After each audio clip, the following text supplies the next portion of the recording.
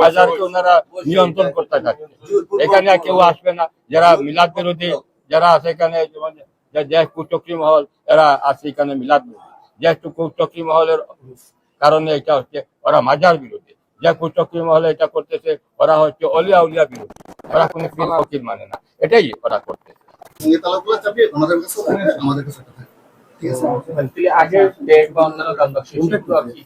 যেগুলো আছে সেগুলো তো মসজিদের সেগুলো থাকবে, শুধু জাস্ট সেগুলো একটা সিকিউর করা হবে।